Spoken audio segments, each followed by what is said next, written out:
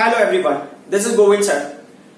Welcome back to lecture number 4, continuation of chapter 2, electrostatic potential and capacitance.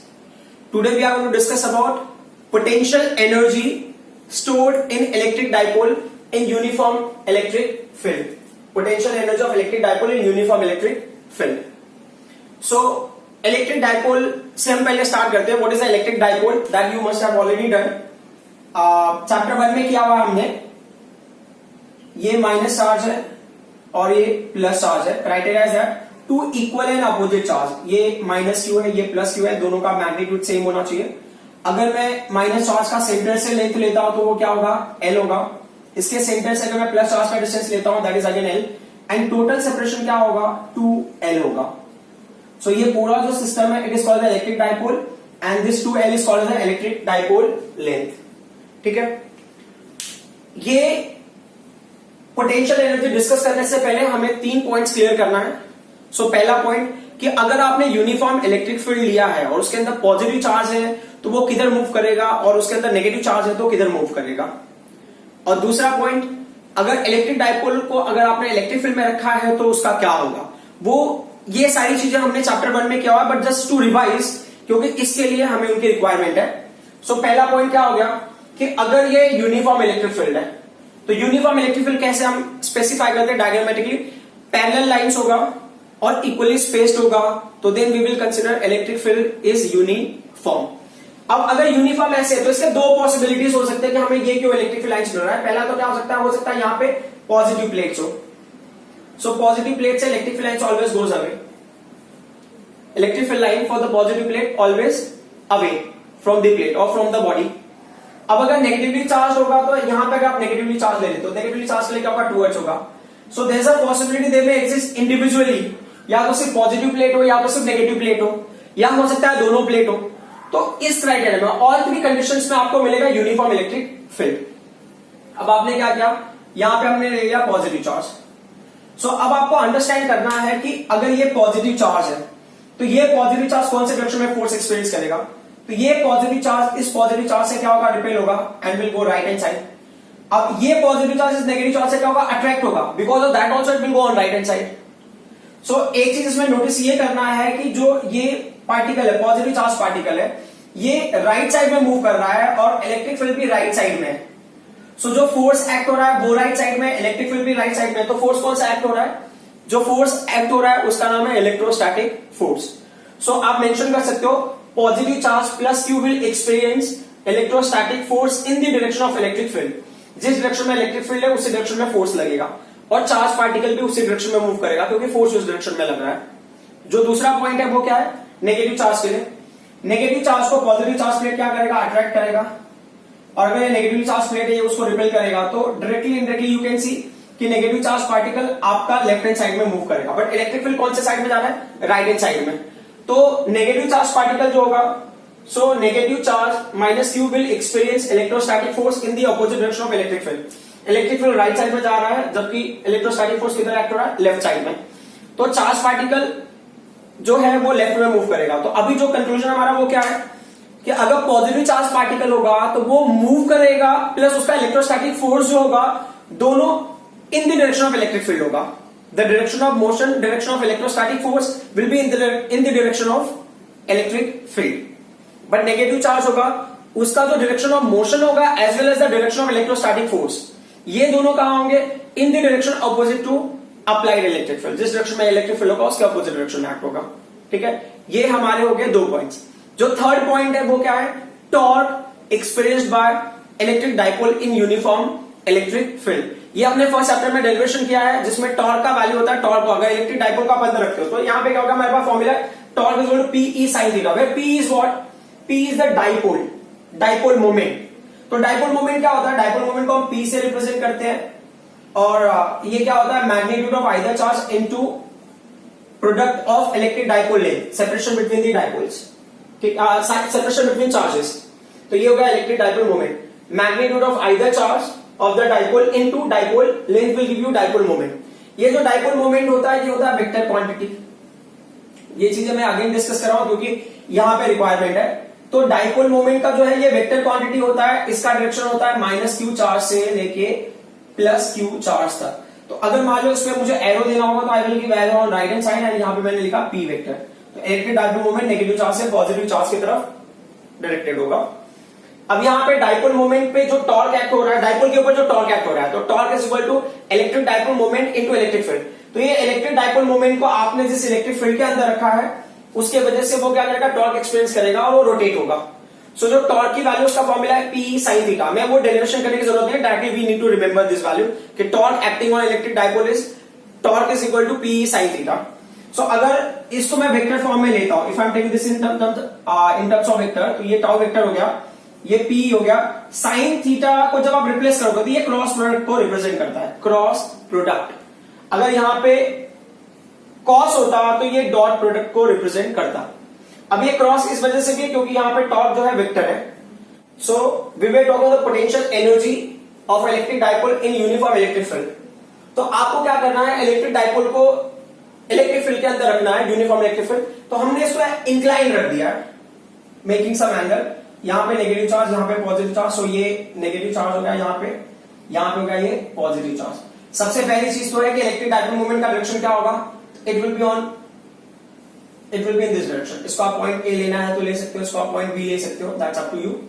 ठीक है। और अगर आप एंगल कंसिडर कर रहे हो तो ये हो गया इलेक्ट्रिक डाइपोल मोमेंट और ये हो गया इलेक्ट्रिक फील्ड, तो ये हो गया एंगल थीटा। फाइन। अब इस केस में क्या होगा कि जो फोर्स एक्ट होगा उसको देख लेते हैं। जो पॉजिटिव चार्ज पे फोर्स एक्ट होगा, जो फोर्स पॉजिटिव चार्ज पे एक्ट होगा वो कैसा हो गया, पॉजिटिव चार्ज पर जो फोर्स एक्ट होता है हमने थोड़ी देर पहले डिस्कस किया था। पॉजिटिव चार्ज पर जो फोर्स एक्ट होगा वो एक्ट होगा in the direction of electric field, और जो नेगेटिव चार्ज पे फोर्स एक्ट होगा वो किसमें होगा, in the direction opposite to electric field. तो इस पे जो फोर्स एक्ट हो रहा है, क्योंकि ये प्लस चार्ज होगा प्लस क्यू, ये माइनस क्यू चार्ज है, तो इस पे जो फोर्स एक्ट होगा वो क्या होगा, प्लस क्यू ई। क्योंकि फोर्स का भी एक क्राइटेरिया है कि अगर आपने चार्ज क्यू को इलेक्ट्रिक फील्ड ई में रखा हुआ है तो वो फोर्स एक्सपीरियंस करेगा कैपिटल एफ। तो ये पॉजिटिव चार्ज के लिए हमने प्लस क्यू ई ले गया, नेगेटिव चार्ज के लिए हो गया माइनस क्यू ई। तो ये जो दोनों फोर्सेस है ये इक्वल है मैग्नीट्यूड में, बट दोनों का डायरेक्शन क्या है, ऑपोजिट है। तो उसकी वजह से हमें एक चीज तो पता चलता है कि ये हो गया ना, ये इसको बोले हम लीनियर फोर्स। जो यहाँ पे ये जो इलेक्ट्रोस्टैटिक फोर्स है ना, ये यहाँ पे लीनियर फोर्स के फॉर्म में एक्ट करेगा, linear force. Linear force in the straight line force. तो ये राइट साइड में भी प्रैक्टिकली अगर आप देखो तो जो क्यू ई है और जो माइनस क्यू ई है दोनों इक्वल है अपोजिट डायरेक्शन में, जिसकी वजह से जो नेट लीनियर फोर्स होगा उसकी वैल्यू क्या होगी, जीरो होगी। ये कौन सा फोर्स हो गया, इसको आप बोलोगे लीनियर और ट्रांसलेटरी फोर्स। जो होगा ये होगा जीरो। अब एक और चीज आपको जानना जरूरी है, जो हमने पहले किया हुआ है, ये फर्स्ट चैप्टर में हमने कर लिया हुआ है। तो वो क्या है कि अगर ये दो इक्वल एंड अपोजिट फोर्सेस है तो ये क्या फॉर्म करते हैं, कपल फोर्स फॉर्म करते हैं। कपल फोर्स से क्या होता है, बॉडी विल एक्सपीरियंस टॉर्क, ये रूल है। तो अब ये कपल फोर्सेस, क्योंकि अगर आप इमेजिन करो ये ऑब्जेक्ट है, यहां पे आप इसको राइट साइड में मूव कर रहे हो, यहां पे लेफ्ट में मूव कर रहे हो, और एट ए टाइम दोनों फोर्स एक्ट होगा तो ये बॉडी क्या करेगा, रोटेट करेगा। लीनियर फोर्स का मतलब बॉडी या तो ऐसे जाना चाहिए या तो बॉडी ऐसे जाना चाहिए, बट क्या है, बॉडी राइट में भी नहीं जा रहा है और लेफ्ट में भी नहीं जा रहा है ना, straight line, it is going to rotate. Rotate क्यों होगा, क्योंकि प्लस क्यू यहां पे एक्ट हो रहा है, माइनस क्यू यहां पे एक्ट हो रहा है, दोनों का डायरेक्शन अपोजिट है, तो कपल फोर्सेस की वजह से इट विल रोटेट। सो आपको ये चीज समझ लेना है कि यहां पे नेट फोर्स एक्ट नहीं होगा, यहां पे क्या एक्ट होगा, टॉर्क एक्ट होगा। सो अगर हमें लिखना है, सो आप लिख सकते हो due to couple forces electric dipole will rotate, electric dipole will rotate, dipole will rotate and experiences torque। ठीक है। सो अब नेट फोर्स का वैल्यू जीरो है तो टॉर्क का वैल्यू होगा, टॉर्क का वैल्यू अभी हमने इससे पहले लिखा था, टॉर्क का वैल्यू क्या होगा, पीई साइन थीटा। अब इसकी रिक्वायरमेंट होगी नहीं होगी वो बाद में देख लेंगे। ठीक है। अब हमें फाइंड आउट करना है energy in the dipole. Energy जब भी हम डिराइव करते हैं ना, तो यहाँ पे कौन सी एनर्जी होगी, पोटेंशियल एनर्जी हो, क्योंकि आप रोटेट कर रहे हो, उसको डिस्प्लेस कर रहे हो। तो जब आप एक प्लेस से दूसरे प्लेस पर डिस्प्लेस करोगे तो वर्क डन होगा, work done will be equal to change in potential energy. ये हमने पिछले लेक्चर में किया हुआ था। तो यहां पे अगर आप ना डिस्कस कर रहे हो वर्क के बारे में, तो वर्क का फॉर्मूला क्या होता है, फोर्स होता है इनटू क्या होता है, डिस्प्लेसमेंट होता है। तो ये फोर्स तो तब होगा जब ना चीजें लीनियर होंगी, बट यहां पे लीनियर फोर्स की वैल्यू तो जीरो है, चीजें क्या हो रही है, रोटेट हो रही है। जब रोटेट हो रहा है तो उस टाइम पे जो फोर्स एक्ट होता है उसको हम बोलते हैं टॉर्क। तो अब एक और चीज आप समझ लेना यहां पे, तो यहां पे हम ले रहे हैं rotational force, rotational force, rotational force ले लो या सर्कुलर फोर्स ले लो, ऐसा वैसे कोई टर्म नहीं होता कि मैं रोटेशनल फोर्स और सर्कुलर, ये जस्ट अंडरस्टैंडिंग के लिए। इनका जो ऑफिशियल टर्म होता है वो होता है एंगुलर फोर्स। एंगुलर फोर्स, जब कोई चीज रोटेट होती है या सर्कुलेट होती है, सर्कुलर मोशन में जाता है, उस टाइम पे जो भी फोर्स एक्ट होगा वो होगा एंगुलर फोर्स, और एंगुलर फोर्स को हम शॉर्ट टर्म में बोलते हैं टॉर्क। ठीक है, तो जब ये रोटेट होगा तब आपको लीनियर डिस्प्लेसमेंट नहीं मिलता है, लीनियर फोर्स लीनियर डिस्प्लेसमेंट। तो जब ये रोटेट होगा तो एंगुलर फोर्स मिलेगा, दैट इज टॉर्क। तो आपको जो डिस्प्लेसमेंट भी मिलेगा वो भी होगा एंगुलर डिस्प्लेसमेंट। तो आप इतना समझ लो, इस फॉर्मूले में चेंज होगा, ये होगा टॉर्क इनटू एंगुलर डिस्प्लेसमेंट। तो एंगुलर डिस्प्लेसमेंट को हम रिप्रेजेंट करते हैं थीटा से। तो यहां पे आप समझ लेना जो वर्क का फॉर्मूला हो जाएगा वो हो जाएगा टॉर्क इनटू थीटा। ठीक है, अब सडनली बॉडी थीटा एंगल पे चेंज तो होगा नहीं, क्योंकि अगर ये रोटेट हो रहा है तो स्लोली स्लोली रोटेट होगा। तो यू इमेजिन कि it's a very slow process. उस स्लो प्रोसेस में हमने very small amount of displacement consider किया। तो ये जो एंगुलर डिस्प्लेसमेंट है उसकी वैल्यू कितना ले लिया आपने, डी थीटा ले लिया। और टॉर्क तो उतना ही एक्ट हो रहा है, पी साइन थीटा, क्योंकि डाइपोल मोमेंट की वैल्यू डिसाइड हो गई है, इलेक्ट्रिक फील्ड की वैल्यू डिसाइड हो गई है, जो उस टाइम पे थीटा होगा वो भी डिसाइड हो गया रहेगा एट इन बिगिनिंग कितने एंगल पे आपने प्लेस किया है, तो वो डिसाइड हो गया, तो टॉर्क डिसाइड हो गया, वो कांस्टेंट हो गया फॉर दैट पर्टिकुलर सिनेरियो। अब अगर डिस्प्लेसमेंट स्मॉल है तो वर्क डन भी तो स्मॉल होगा, और ये हो गया टॉर्क। तो अब हम इस पॉइंट को यहां पे इंट्रोड्यूस करेंगे। जैसा मैंने बताया यहां पे वर्क डन किसको डिटरमाइन करेगा, वर्क डन आपको बताएगा पोटेंशियल एनर्जी। क्यों, क्योंकि work done is equal to potential change in potential energy और the potential energy stored in any object, क्योंकि यहां पे हम डिस्प्लेस कर रहे हैं इन टर्म्स ऑफ एंगल। तो अब क्या करोगे, आप यहां पे इमेजिन करोगे, let D W be work done, let D W be work done by tau due to angular displacement, due to angular displacement d theta। सो ये डिस्प्लेसमेंट की वजह से वर्क डन की आपकी वैल्यू होगी। तो जैसा हमने बताया work is equal to torque into angular displacement. तो यहां पे वर्क डन स्मॉल हमने लिया है डी डब्ल्यू, टॉर्क हो गया, और ये क्या हो गया, डी थीटा। ये हो गया हमारा इक्वेशन नंबर 2। बट प्रॉब्लम ये है कि हमें फाइंड आउट करना है वैल्यू टॉर्क का। तो टॉर्क का वैल्यू हमारे पास ऑलरेडी है, आप पुट कर सकते हो। So put equation number 1 in equation number 2। आपको क्या मिलेगा, D W is equal to, this is torque का वैल्यू हमने पुट किया, that is what P E sine theta into D theta. ये है पोटेंशियल एनर्जी स्टोर्ड या work done in rotating dipole by a small, very small angle. हमें find out करना है total के लिए, मतलब एक कोई पर्टिकुलर एंगल का सेट होगा, वो पूरा रोटेट होने के बाद कितना मिलेगा। तो क्या करना है उसके लिए, अगर स्मॉल क्वांटिटीज आपको टोटल क्वांटिटी निकालनी है तो आप क्या करोगे, इंटीग्रेट करोगे। सो इंटीग्रेट इक्वेशन नंबर 3। अब मुझे पता नहीं कि पहला एंगल क्या है, तो मैंने इमेजिन किया कि पहले वो एंगल थीटा 1 पे रहा होगा। सो थीटा 1 2 आपने उसको रोटेट कर दिया थीटा 2 पे। तो ये हो गया integration of D W is equal to integration of P E sine theta into D theta, और यहां पे लिमिट हो गया थीटा 1 एंड थीटा 2। हमने जो इंटीग्रेशन में अब तक लर्न करा है वो ये है कि जो डी वाला टर्म होगा डी थीटा, जैसे कि ये डी एक्स होगा तो सिर्फ एक्स टर्म को आप डिफरेंस इंटीग्रेट कर सकते हो। अगर यहाँ पे डी वाई होगा तो सिर्फ वाई टर्म को आप इंटीग्रेट कर सकते हो। तो डी थीटा है तो साइन थीटा इंटीग्रेशन इंटीग्रेट होगा, बाकी वैल्यूज कैसा ऐड करेंगे, कॉन्स्टेंट की तरह ऐड करेंगे। तो डी डब्ल्यू का इंटीग्रेशन क्या होगा, डी डब्ल्यू का integration will be W, P E constant होगा क्योंकि ये थीटा से लिंक नहीं है। यहां पे क्या होगा, sign theta into D theta. ये क्या है, थीटा 1 और ये क्या है, थीटा 2। अब यहाँ पे जिन्होंने मैथ्स नहीं लिया है उनके लिए थोड़ी डिफिकल्टी हो सकती है, तो मैं यहां बता देता हूं बस आपके अंडरस्टैंडिंग के लिए कि अगर ना आप इंटीग्रेट करते हो साइन थीटा को with respect to d theta, so आपको यहां वैल्यू मिलेगा माइनस कॉस थीटा, और इन्हें केस अगर आप कॉस थीटा को इंटीग्रेट करते हो तो उसकी वैल्यू आपको मिलती है प्लस साइन थीटा। ठीक है, ये फाइनल वैल्यूज है।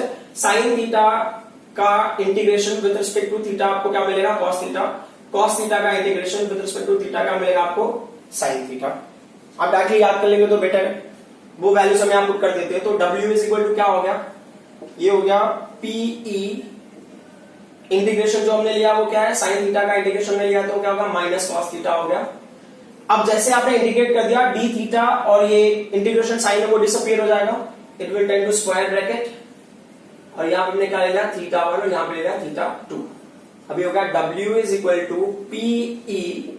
अब अपना इन वैल्यूज को पुट करोगे अंदर, तो रूल बहुत सिंपल सा है कि जो वैल्यूज है वहां पे आपने ये कॉस थीटा 2 को पहले जो अपर वैल्यू वो लिखोगे, फिर यहां पे क्या होगा cos theta 1 with minus sine के साथ में। ठीक है, ये एक वैल्यू होगा, ये दूसरा वैल्यू होगा, बट इन बिटवीन कौन सा साइन, माइनस साइन। ये रूल है, जो पहला अपर वैल्यू को पुट करके फिर लोअर वैल्यू को पुट करके in between you have to put minus sign. अब ये W का वैल्यू क्या हो जाएगा, ये होगा PE, ये माइनस माइनस क्या होगा, प्लस हो जाएगा। चलो ठीक है, एक स्टेप बढ़ जाएगा, यहां पे कोई फर्क नहीं पड़ता। So cos theta 1 minus cos theta 2 and plus cos theta 1 minus minus will turn into plus. तो W इज इक्वल टू आपने यहां पे लिखा PE लिखा, ये वैल्यू क्या होगा, प्लस वाली वैल्यू हमने पहले लिखा cos theta 1 then minus cos theta 2, ये हो गया हमारा formula. So formula for work done और potential energy of electric dipole in uniform electric field. So इतना पोटेंशियल एनर्जी इसके अंदर स्टोर होगा, अगर ऐसे मतलब थीटा 1 थीटा 2 की वैल्यू अगर पता है तो। अगर आपको आगे बढ़ना है तो आप बता सकते हो यहां पे कि work done is equal to potential energy store, work done is equal to potential energy store in electric dipole. So आप क्या करोगे, यहां पे लिखोगे therefore work done is equal to जो पोटेंशियल एनर्जी है वो लिखोगे, पोटेंशियल एनर्जी का नोटेशन हम यू ले रहे हैं हमेशा। ठीक है, इक्वल टू ये क्या होगा, ये PE हो गया, ब्रैकेट में क्या होगा, ये cos theta 1 minus cos theta 2। ये पोटेंशियल एनर्जी का भी डेरिवेशन हो गया। बट अब एक और चीज आपको समझना जरूरी है कि हम जब भी ना किसी चीज को फाइंड आउट कर रहे हैं, क्योंकि एक चीज तो मुझे ये समझ में आ रहा है कि एक एंगल से दूसरे एंगल पे जा रहा है ये डाइपोल, मतलब किसी थीटा 1 से लेके थीटा 2 एंगल पे रोटेट होके जा रहा है। बट जब भी आप पोटेंशियल एनर्जी फाइंड आउट कर रहे हैं तो एक्चुअल पोटेंशियल एनर्जी या एक्चुअल एनर्जी हमें जब भी फाइंड आउट करना है किसी ऑब्जेक्ट का, तो उसके लिए वो कहां से मूव होना चाहिए, वो मूव होना चाहिए जीरो रेफरेंस से। फॉर एग्जांपल अगर मैं ग्राउंड से किसी ऑब्जेक्ट को लेके जा रहा हूं, तो ग्राउंड से अगर मैं किसी हाइट पे लेके जाऊंगा तो जस्ट मुझे mgh लगाना है, mgh। So mass I need to know, g I need to know, up to what I have taken I need to multiply with that value, तो मुझे डायरेक्टली मिल जाएगा because the reference potential energy I have taken as zero. तो starting में zero potential energy है। तो ये बोल रहे हैं कि यहां पे अगर पोटेंशियल एनर्जी लेते हो, फॉर एग्जांपल अगर आप इमेजिन करो इस वैल्यू को अगर मैं ऊपर, ये W हो गया, ये U हो गया, ये PE हो गया, ये PE cos थीटा 1 हो गया, ये क्या होगा माइनस PE cos थीटा 2 हो गया। तो इसमें से कोई एक वैल्यू तो होगा ना जो जीरो होगा, इनिशियल। तो इनिशियल तो यही है, आपको इमेजिन करना था, इमेजिन करो ये इनिशियल पोटेंशियल एनर्जी होगा, ये क्या होगा फाइनल पोटेंशियल एनर्जी हो गया, बराबर। ये रिप्रेजेंट करेगा फाइनल पोटेंशियल एनर्जी को, इनिशियल पोटेंशियल एनर्जी। तो work done is equal to potential energy stored which is the change in potential energy initial to final। तो इनिशियल एंगल थीटा 1 पे था तो इनिशियल पोटेंशियल एनर्जी था, अभी theta 2 पे गया तो फाइनल पोटेंशियल एनर्जी। जब हम डेरिवेशन कर रहे हैं तो अब हमें क्या करना है, किसी एक पर्टिकुलर एंगल पे चला गया, तो अगर रेफरेंस पॉइंट मुझे पता है कि जीरो है तो किसी भी एंगल पे जाएगा तो वही उसकी एक्चुअल पोटेंशियल एनर्जी होगी। तो हमने क्या किया, यहाँ पे रेफरेंस पॉइंट के लिए क्या किया कि मान लो इनिशियल पोटेंशियल एनर्जी जीरो है, ठीक है।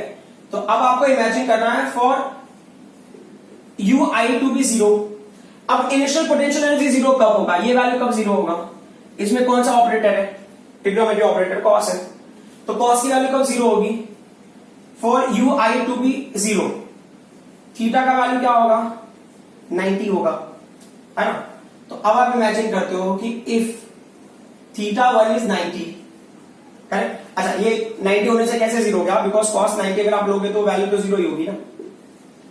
तो अगर थीटा 1 का वैल्यू 90 होगा एंड जो थीटा 2 है वो हमको पता नहीं है ना, वो किसी भी एंगल पे जा सकता है, क्योंकि स्टार्टिंग में हमने रेफरेंस पॉइंट जीरो ले लिया, वो किसी भी एंगल पे गया तो हम एनर्जी निकाल सकते हैं इसलिए ना, क्योंकि इनिशियल एनर्जी ऑलरेडी जीरो है। अब वो जिस एंगल पे जाएगा उस एंगल पे जितनी एनर्जी होगा उतना एनर्जी उसके अंदर स्टोर हुआ रहेगा। It's like that. सो ये थीटा 2 का वैल्यू हमने क्या ले लिया, थीटा ले लिया, जनरल हो गया। तो अब जो हो गया वर्क डन या पोटेंशियल एनर्जी का फॉर्मूला क्या हो गया, देखो अब ऐसे भी लेना है तो ये ui का वैल्यू जीरो हो गया या पीई cos थीटा 1 का वैल्यू जीरो, क्योंकि यहां पे हमने क्या लिया, थीटा 1 की वैल्यू 90 ले ली है, तो ये पूरा टर्म क्या हो गया, जीरो हो गया। या आपको इक्वेशन ही रखना है तो आप लिख सकते हो कि सो दैट आपको ना समझ में आ जाए। तो ये पीई cos हमने क्या ले लिया, यहाँ पे 90 ले लिया, माइनस से क्या होगा पीई cos क्या ले लिया हमने, थीटा ले लिया। अननेसेसरी एक स्टेप हमने बढ़ा दिया है, आप एग्जाम में नहीं लिखोगे तो भी चलेगा। ये वैल्यू हो गई zero minus PE cos theta. So finally हमको पता चल गया कि पोटेंशियल एनर्जी का अगर जनरल फॉर्मूला मुझे लेना है तो ये हो जाएगा U is equal to minus PE cos theta. So ये हमारा अजम्पशन है कि हमने डाइपोल को किसी एंगल पे रखा हुआ है, तो जिस एंगल पे आपने रखा है वो ये हो गया, उसके पहले वो जीरो पोटेंशियल एनर्जी रहा होगा। तो जीरो पोटेंशियल एनर्जी से हम रेफरेंस ले रहे हैं, तब ये इस एंगल पे हमें ये फॉर्मूला मिलेगा। ओके, अब हमें कुछ केसेस ले रहे हैं। सो अगर आप केसेस ले रहे हो तो पहला फर्स्ट कंडीशन कि अब हमें इसमें इमेजिन करना है कि केस 1 ले लिया हमने। केस 1 के लिए हमें ना डायग्राम भी ड्रॉ करना पड़ेगा। केस 1 में क्या होगा, हमने थीटा का वैल्यू क्या ले लिया, थीटा का वैल्यू हमने ले लिया जीरो। ओके, थीटा का वैल्यू अगर जीरो है तो आप अगर यहां पे डायग्राम ड्रॉ करते हो, if you are drawing a diagram, so ये हो गया यूनिफॉर्म इलेक्ट्रिक फील्ड, उसके अंदर आपने इलेक्ट्रिक डाइपोल को रखा हुआ है। इलेक्ट्रिक फील्ड का डायरेक्शन क्या होगा, ये it's going on right hand side. अब अगर मैं इसमें इलेक्ट्रिक डाइपोल को रखता हूं तो इलेक्ट्रिक डाइपोल कौन से डायरेक्शन में होगा, to make theta zero, this minus and this is what plus, तो electric dipole is going on right hand side, तो थीटा का वैल्यू क्या होगा, जीरो होगा।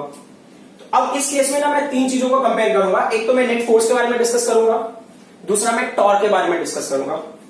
तो यहां पे जो नेट फोर्स है ना, F नेट फोर्स की जो वैल्यू होगी, जो F नेट फोर्स की वैल्यू होगी वो होगा जीरो। नेट फोर्स की वैल्यू क्यों जीरो होगी, जैसा हमने इमेजिन किया कि यहां पे ये जो चार्ज है ना opposite to electric field move करेगा, तो ये किधर मूव करेगा, लेफ्ट में मूव करेगा, और ये पॉजिटिव चार्ज किधर मूव करेगा, राइट में मूव करेगा। डायग्राम में नहीं भी दिखाओगे तो भी चलेगा। तो जो ये चार्ज इधर मूव करना है, ये चार्ज इधर मूव करना है, और ये कब लिंक्ड है, एक दूसरे को connected. So overall force will be what, zero, it will left hand side direction. So ये क्या होगा, नेट फोर्स जीरो हो जाएगा। अब जो दूसरा है टॉर्क, टॉर्क का फॉर्मूला क्या है, पीई साइन थीटा, तो यहां पे साइन जीरो ले लिया तो साइन जीरो की वैल्यू जीरो हो जाएगी, तो टॉर्क का वैल्यू भी क्या हो गया, जीरो हो गया।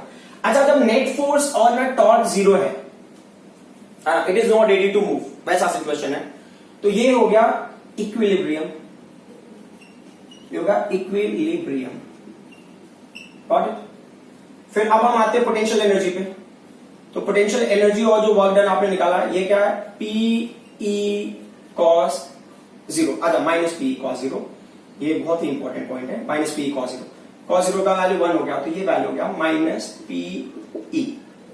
ठीक है, तो इट्स अ इक्विलिब्रियम सिचुएशन। किसका है वो अभी हमें डिस्कस करना, I will be back to this point, लेकिन एक दो पॉइंट और करा के। अब आपने ये क्या कंडीशन लिया है, जब ना थीटा का वैल्यू जीरो है, थीटा का वैल्यू जीरो है, और you can use the term parallel, जब इलेक्ट्रिक डाइपोल क्या है, पैरेलल है। ये कंडीशन हमने फर्स्ट चैप्टर में डिस्कस किया हुआ है।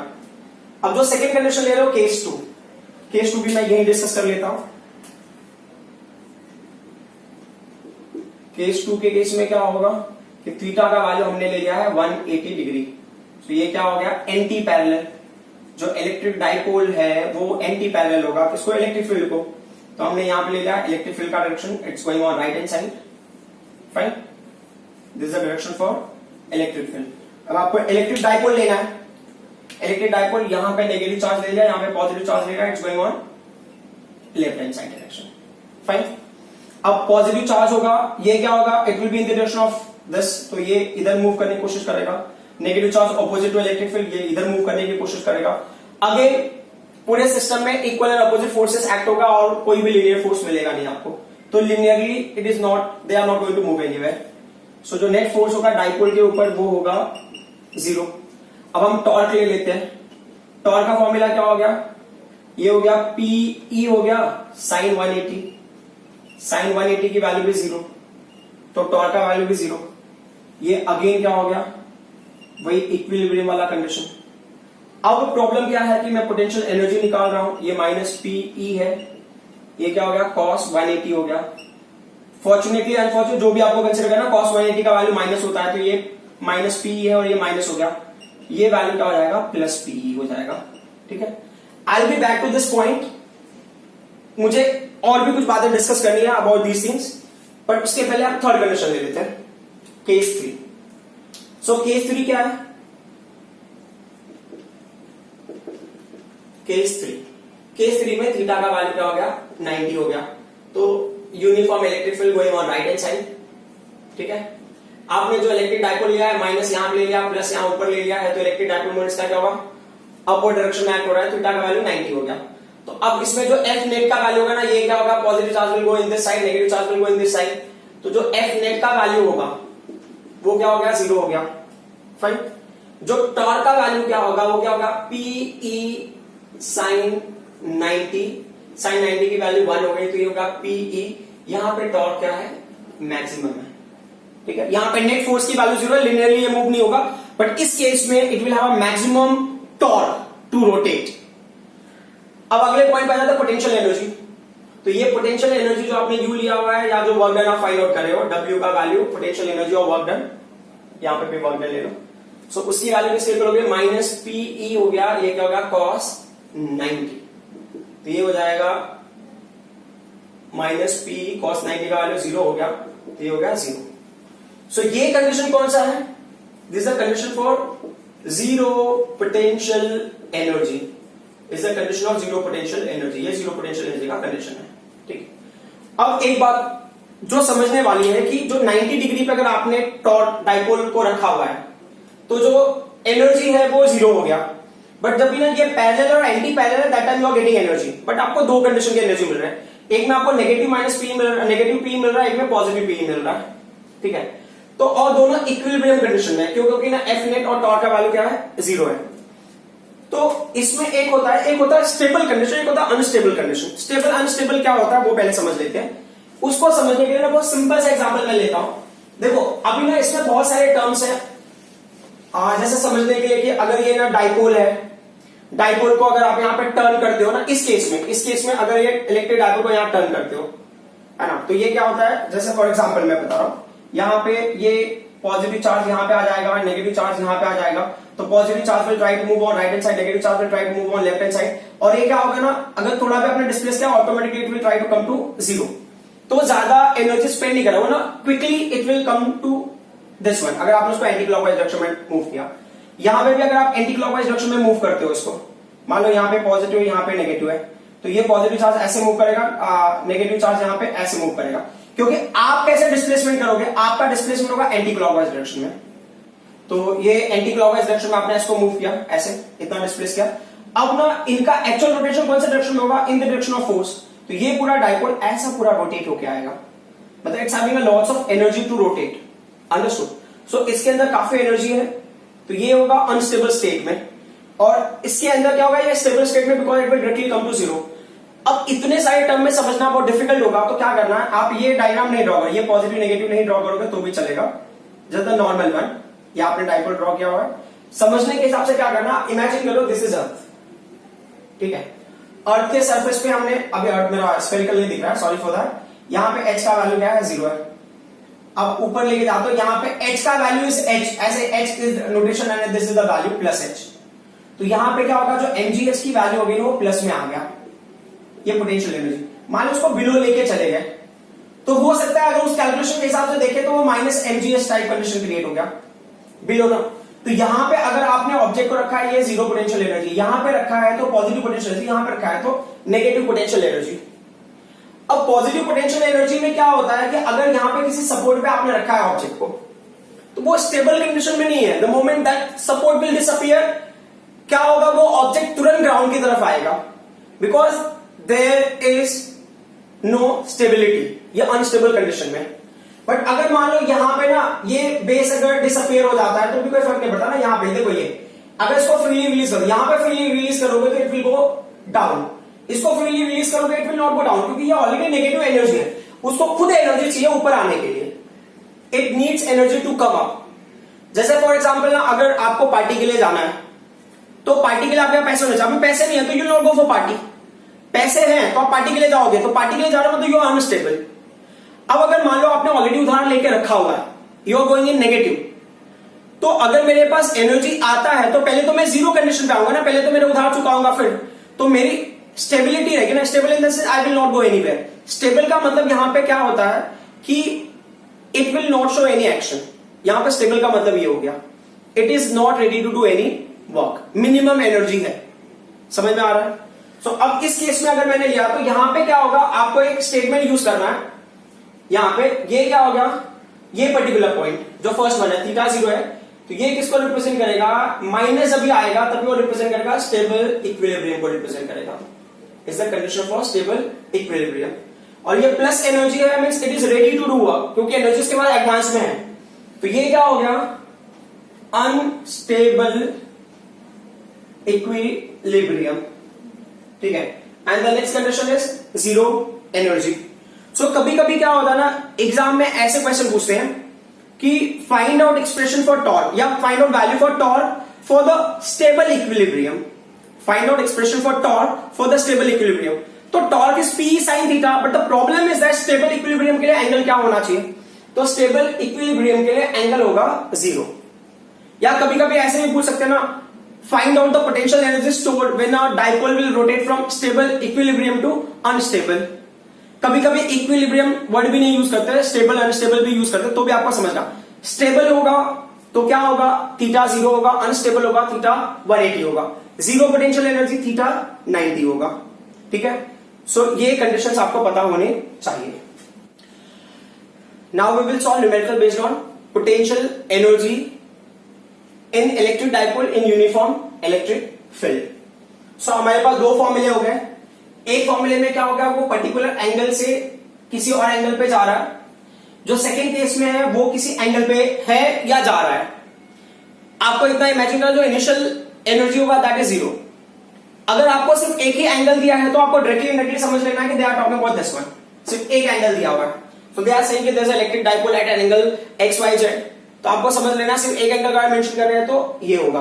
बट अगर पूछा है ना find out the potential energy stored या अमाउंट ऑफ एनर्जी गिवन और what amount of work is done to rotate from a X angle to Y angle, तो आपको समझ लेना दो एंगल दिया है तो फर्स्ट वाला कंडीशन, ओके। सो अभी क्वेश्चन देख लेते हैं सो दैट आपको आइडिया मिल जाए कि क्या करना है, कैसे करना है। सो क्वेश्चन क्या दिया है, an electric dipole of length 4 centimetre. कोई एक इलेक्ट्रिक डाइपोल है जिसका लेंथ 4 सेंटीमीटर है। सो हमने एक इलेक्ट्रिक, जैसे जब भी ना मैं यूनिफॉर्म इलेक्ट्रिक फील्ड बना देता हूं समझने के हिसाब से, ये कि थोड़ा सा क्वेश्चन में फील आ जाएगा। तो ये हो गया इलेक्ट्रिक फील्ड, इसके अंदर हमने इलेक्ट्रिक डाइपोल को रखा हुआ है। इलेक्ट्रिक डाइपोल किसी एंगल को होगा वो हमको पता नहीं, ये माइनस ये प्लस है, डायग्रामेटिकल में डिस्कस करा, जैसे ये डायरेक्शन ऑफ डाइपोल हो गया। सो एक डाइपोल है जिसका लेंथ 4 सेंटीमीटर, तो डाइपोल का लेंथ 4 सेंटीमीटर, तो ये है 4 सेंटीमीटर। तो dipole length in the sense 2L का वैल्यू हमने लिया है 4 centimetre, which can be written as 4 into 10 raised to power minus 2 metre हो गया ये, ठीक है। फिर क्या दिया है, when placed with its axis making angle 60 degree with the uniform electric field, इसका जो एक्सिस है डाइपोल का वो बना रहा है 60 degree with electric field, means theta का वैल्यू क्या ले लिया हमने 60 डिग्री ले लिया, ठीक है। फिर क्या दिया इन्होंने, experience the torque of 4√3 newton metre, ये टॉर्क एक्सपीरियंस कर रहा है, उसकी वैल्यू क्या है 4√3 न्यूटन मीटर है। फिर calculate the magnitude of electric field, आपको इलेक्ट्रिक फील्ड का मैग्नीट्यूड कैलकुलेट करना है। Second, potential energy of the dipole, potential energy calculate करना है डाइपोल का। कब करना है, if the dipole has charges of plus minus 8 nano coulomb, अगर ना चार्ज की वैल्यू है, Q की वैल्यू है प्लस माइनस 8 नैनो कूलम, मतलब ये -8 नैनो कूलम, ये +8 nano coulomb. And third point क्या है, third point is given as the work done, the work which the external agent will have to do, the work which the external agent will have to do in turning the dipole from, मतलब work done in turning a dipole from stable to unstable equilibrium. Okay, फिर जो अगला question है वो क्या दिया है, again same है, work done, the work which external agent will have to do in turning the dipole from unstable to stable equilibrium. ठीक है, सो ये चीजें काफी हद तक हमें ये समझा देते हैं। स्टेबल इन द सेंस क्या होगा, स्टेबल के लिए हमें एंगल कितना मिला था, स्टेबल होगा जब थीटा का वैल्यू 0 होगा, अनस्टेबल कब होगा जब थीटा का वैल्यू 180 डिग्री होगा। Unstable in the sense theta का वैल्यू होगा 180 डिग्री और स्टेबल का मतलब होगा थीटा का वैल्यू 0 डिग्री। फाइन, और 90 का तो पता ही है आपको कि अगर आप डायरेक्टली ये फॉर्मूला यूज करो तो सब स्टार्टिंग में वो ऑलरेडी 90 डिग्री पे, क्योंकि उसकी पोटेंशियल एनर्जी इनिशियली क्या होगा, 0 होगा। हाँ, सो अभी क्वेश्चन के हिसाब से हम बढ़ते हैं। सो क्वेश्चन में पहले इलेक्ट्रिक फील्ड निकालना है, आपको टॉर्क की वैल्यू दिया है, थीटा का 12 का वैल्यू दिया है। सो यहां पे टॉर्क से और इलेक्ट्रिक फील्ड का क्या रिलेशन है, तो जो पहला वाला फॉर्मूला मैं यूज कर लेता हूं, टॉर्क और इलेक्ट्रिक फील्ड का क्या रिलेशन है, तो टॉर्क का वैल्यू होता है पी ई साइन थीटा, बराबर। बट एक छोटा सा इश्यू है कि अगर आपको इलेक्ट्रिक फील्ड फाइंड आउट करना है, साइन थीटा दिया है, टॉर्क दिया हुआ है, बट पी का वैल्यू नहीं दिया हुआ है, तो आप इलेक्ट्रिक डाइपोल निकाल सकते हो। तो डाइपोल मोमेंट हो गया ना, इलेक्ट्रिक डाइपोल मोमेंट आप निकाल सकते हो, electric dipole moment. Electric dipole moment का क्या फॉर्मूला है, ये होता है Q इंटू 2L, करेक्ट ना। अब हमारी मजबूरी है ये वैल्यू निकालना, क्योंकि without that we can't get value for electric field. So Q का वैल्यू कितना है, Q का वैल्यू है 8 नैनो कूलम। नैनो मतलब क्या होगा, नैनो स्टैंड्स फॉर 10⁻⁹। तो ये वैल्यू होगा 8 इंटू 10⁻⁹। 2L का वैल्यू कितना है, 4 इंटू 10⁻²। फाइन, सो 8 4 जा 32 इंटू क्या होगा 10⁻11। फाइन, ये क्या हो गया, नैनो कूलम, नैनो हो गया 10⁻⁹, तो 8 इंटू 10⁻⁹, और ये कितना था 4 सेंटीमीटर था, 4 इंटू 10⁻², 8 4 जा 32 और ये -11। अब अगर मैं इसको 3.2 लिखूंगा तो क्या होगा, 3.2 इंटू 10 क्या होगा, ये 9 हो गया। अंडरस्टूड, और यूनिट क्या हो गया, coulomb metre, that we know, है चार्ज का कूलम हो गया, 12 का मीटर। अब हम आ जाते हैं नेक्स्ट पार्ट पे, टॉर्क का वैल्यू क्या है क्वेश्चन में। सो टॉर्क का वैल्यू 4√3, यहां पे टॉर्क का वैल्यू हमने रखा, यह 4√3 है। डाइपोल मोमेंट का वैल्यू हमें मिला 3.2 इंटू 10⁻⁹, गॉट इट, इंटू, अब इलेक्ट्रिक फील्ड का वैल्यू हमें कैलकुलेट करना है, साइन थीटा, थीटा का वैल्यू क्या लिया हमने 60। सो ये हो गया 4 हो गया √3 हो गया, this was 3.2 into 10⁻⁹ into electric field into sine 30 का वैल्यू का 60 का वैल्यू √3/2, √3/2 मिल गया आपको इसकी वैल्यू। अब क्या करना, E का फॉर्मूला क्या हो जाएगा, ये हो गया 4√3 है डिवाइडेड बाय, तो एक होगा 3.2 विल कम इन डिनोमिनेटर, है ना, इलेक्ट्रिक फील्ड को हमने वही रखा, 3.2 will come in denominator, 10⁻⁹ will come over here, और ये वैल्यूज क्या हो जाएगा, इन्वर्ट होगा, 2 will go in numerator, √3 will go in denominator, तो √3 को क्या क्या हमने कैंसिल कर दिया। फाइन, अब अगर आगे और बढ़ना है तो क्या हो गया वैल्यूज यहाँ पे, जैसा इन्होंने इलेक्ट्रिक फील्ड का वैल्यूज वो देख लेते हैं, अभी ये 4 था ना, तो 0.8 हो जाएगा ये, ठीक है। सो अब क्या करना है, इलेक्ट्रिक फील्ड का वैल्यू ये 2 हो गया, 10⁻⁹ ऊपर जाएगा तो +9 हो जाएगा, एक होगा 0.8, तो रूल के हिसाब से देखें तो क्या होगा 20/8 हो गया इंटू 10⁻⁹, कैंसिलेशन 8 2 जा 16, 8 2 जा 16, फिर 8 5 जा 40, सो 2.5 इंटू 10⁻⁹, ये फाइनल आंसर होगा 2.5 इंटू 10⁻⁹। यूनिट क्या होगा, न्यूटन पर कूलम, और एक और यूनिट है वोल्ट पर मीटर। अब जो भी यूनिट आपको कंसिडर करना है यू कैन कंसिडर, ठीक है। 10⁻⁴ में कहीं पे गड़बड़ तो नहीं दिख रहा है,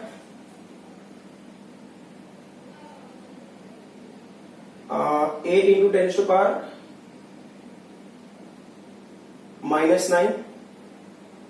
एंड 4 इंटू 10⁻⁻² 8 4 3.2 अगर लेंगे तो ये 10 टू पावर, अच्छा सॉरी माय मिस्टेक, मैं वही बोल रहा हूँ, वैल्यूज कहीं पे गड़बड़ लगा। ये 10 टू पावर माइनस 11 है, तो ये वैल्यूज होगा 10 टू पावर माइनस 10, क्योंकि एक शिफ्ट करोगे ना वैल्यूज, तो उस वैल्यूज के हिसाब से ये 10 टू पावर माइनस 10 है।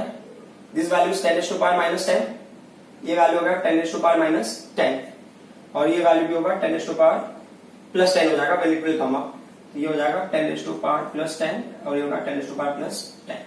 ठीक है, सो हमने किसकी वैल्यू ऑप्टेन कर ली, इलेक्ट्रिक फील्ड की वैल्यू ऑप्टेन कर ली। अब सेकंड क्वेश्चन क्या है, second question the potential energy आपको निकालना है, potential energy when this dipole is arranged at 60 degree. So second question में क्या होगा, u is equal to minus P E cos theta. तो अब मैं यहीं पे ले लेता हूं 2 का वैल्यू, ये हो गया क्वेश्चन नंबर 2। ठीक है, सो अब u is equal to p का वैल्यू कितना है, इलेक्ट्रिक डाइपोल मूवमेंट की वैल्यू आपने निकाली है 3.2 है, 3.2 into 10 to power minus 10। e का वैल्यू कितना है, इलेक्ट्रिक फील्ड का वैल्यू हमने निकाला यहाँ पे 2.5 इंटू 10 टू पावर 10 हो गया, इंटू अब क्या होगा cos 60, ये cos 60 है। ठीक है, सो अब सिंप्लीफाई करते हैं, ये माइनस 10 और प्लस 10 कैंसिल हो जाएगा, तो 3.2 इंटू 2.5 इंटू ये 1/2, ये कैंसिल होगा, कितना होगा 2 से कैंसिलेशन करेंगे ना यहाँ पे 1.6 हो जाएगा। तो अब इनको मल्टीप्लाई करो, कितना आएगा 1.6 इंटू 2.5, ये आएगा 4, माइनस साइन आपको कंसिडर करना है यहाँ पे। तो यहाँ पे क्या होगा, potential energy will be minus 4 joule when the dipole is kept at an angle of 60 degree. Fine. अब हम आ जाते हैं क्वेश्चन नंबर 3 पे। क्वेश्चन नंबर 3 के लिए ये पार्ट मैं रब कर देता हूं। क्वेश्चन नंबर 3 में आप रोटेट कर रहे हो from one place to another place. ठीक है, अब आप एक चीज और समझ सकते हो यहां पे कि अगर ना मैं इनको मल्टीप्लाई किया होता ना 3.2 इंटू 2.5 को मल्टीप्लाई किया होता तो हमको आंसर मिलता -8 मिलता। 3.2 माइनस 2.5 हो, तो ये किसकी वैल्यू है, वो पीई का वैल्यू होगा। पीई का वैल्यू अगर से आप कैलकुलेट करते हैं cos थीटा को छोड़ के, तो आपको मिलता -8। वो क्यों हम यूज कर रहे हैं आपको समझ में आ जाएगा थोड़ी देर में। थर्ड वाला पॉइंट, थर्ड पॉइंट में क्या होगा, कहां से कहां रोटेट कर रहे हो, θ1 का वैल्यू होगा 0, स्टेबल से आप कहां रोटेट कर रहे हो, θ2 का वैल्यू है 180 अनस्टेबल पे। तो formula u is equal to P E bracket में cos θ1 माइनस cos θ2। अब अकॉर्डिंगली ले लेंगे हम लोग u इज इक्वल टू ये पीई हो गया cos θ1 की वैल्यू कितनी है 0 है, cos θ2 उसकी वैल्यू कितनी है 180 है, तो ये u हो गया, ये पीई हो गया, ये तो 1 ही होगा ना, cos 0 का वैल्यू 1 हो गया, माइनस ये वैल्यू क्या होगा -1 होगा cos 180 का वैल्यू। तो फाइनली u का वैल्यू क्या हो जाएगा पीई 1 प्लस 1 ना 1 प्लस 1 हो जाएगा। सो फाइनली u का वैल्यू हो गया 2pe बराबर। सो अगर आपको अपना ये 2 लिख लिया हमने, p का वैल्यू कितना है 3.2 इंटू 10⁻⁻10। उसके बाद e का वैल्यू कितना है, इलेक्ट्रिक फील्ड का वैल्यू आपने निकाला ना 2.5 इंटू 10⁻10। आपने पहले नोट किया होगा, ये पावर 10 कैंसिल हो जाएगा, प्लस 10 माइनस 10, और इनको मल्टीप्लाई करो, इनको मल्टीप्लाई करो, कितना आएगा, जैसा मैंने बताया 8 आएगा। तो ये पूरा आंसर कितना हो जाएगा +16 जूल। अंडरस्टूड। अब अगर मान लो कि यही ना चीजें एग्जैक्टली ऑपोजिट होती, मैं फोर्थ वाले कंडीशन में आ जाता हूं, तो फोर्थ कंडीशन के लिए मैंने कहीं और पे नहीं, यहीं पे सिंप्लीफाई कर लेता हूं फोर्थ क्वेश्चन, जहां पे θ1 का वैल्यू क्या होगा 180 होगा, θ2 का वैल्यू क्या होगा 0 होगा। तो यहां पे लिख लेते हैं θ1 का वैल्यू 180, θ2 का वैल्यू क्या होगा 0 हो गया। तो cos 180 का वैल्यू क्या होता -1, और ये जो वैल्यू क्या होता, ये होता 1।